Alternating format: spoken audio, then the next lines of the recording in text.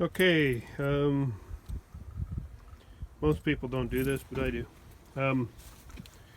Because I breed queens, right? So I have to fill a whole bunch of mating boxes with bees. So I'm going to show you this one. I haven't actually used these ones yet. I'm trying to get the frames pulled so I can use them. What this is this is actually apparently my grandfather's mating box. I was told by my uncle. I have about 6 of them like this. What they are is they have 2 frame shallows. They're actually, I see, you can see on the bottom here how I had to cut it off and just staple that back on because it's smaller than a medium, so I had to cut all this foundation as well to the right size. But I'm not much of a frame maker, so I didn't just make it from new frames. I just took a right cell frame and cut the bottom off and adjusted it enough that it could sit in there and wobble a bit. It's not sitting on the bottom. Right, so this has got 4 separate mating nukes with 2 of these frames in each one of the mating nukes. So the second one has the entrance there. The first one has the entrance there.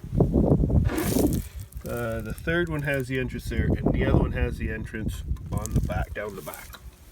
So they sit out on a pallet or whatever, and they have these 4 lids.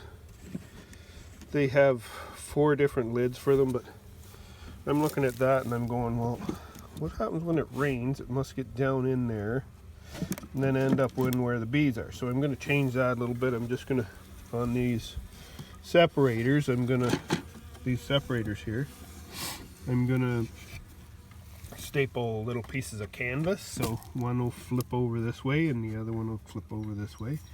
And they'll all, but what I have to do is make it so that whatever way they flip up, that the other one next to it doesn't flip up at the same spot. So I can't now staple one here and one here and have both of them so that they open from this point, because you can't have the queens intermingling. And when I pull the lid off, if those pieces of cloth just come up a little bit enough to let the bees out to transfer in between, the queens could cross and kill each other. So what I'm doing, this is at the building where I had that queen bank in that was like total failure. All the queens died. Are these guys trying to clean these dead ones up? All the queens died. So, and then I didn't have a queen in it, and it just dwindled and dwindled. I kept it in this building here, but it just dwindled over the winter. Now I'm looking at, like, what do? I don't want to just kill the bees, right? So what I'm doing is I put this up here.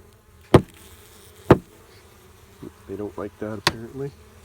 I put this up here, and I put the bees in here because they were queenless and they were, you know, they're just docile and dopey. They don't have any reason for life. They're figure their hive's dead because they don't have a queen, right? So what I did was I had this queen pheromone strips that I've had for years and haven't used them, and they actually expired on December 21st of last year, but I figure they're still good because look at these bees, they're crawling all over it, checking it out. They seem more active than they were yesterday. So just gonna leave them in here a bit with feed. I put them back in the building at night because it's so weak. It's not worth really adding a queen to. Like, there's a few bees, but so we'll just see what they do. Maybe they'll pull some comb for me. I actually shoved a little piece of pollen patty down in there because I don't want to put it on top because this lid situation really sort of sucks. But anyways, when the hive's queenless and you can't get a hold of a queen, you just stick one of those in and it'll keep them going for like 3 weeks or so, or maybe more. It just makes them think that they have a queen, so then they just carry on their business as usual, right?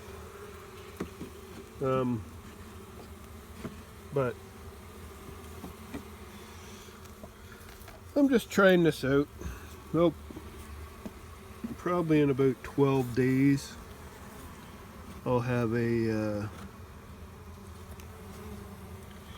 probably in about 12 days I'll have a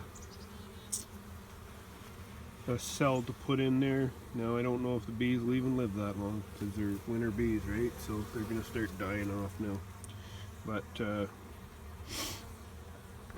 maybe they'll hang on long enough to get a queen mated, and who the hell knows what's gonna happen. I might have to shake more bees in there. But whatever. I was just doing that. Now I got a bunch of weak hives out there that they have queens in them, but they're real weak. I'm thinking of bringing some of them home and putting them in the next boxes.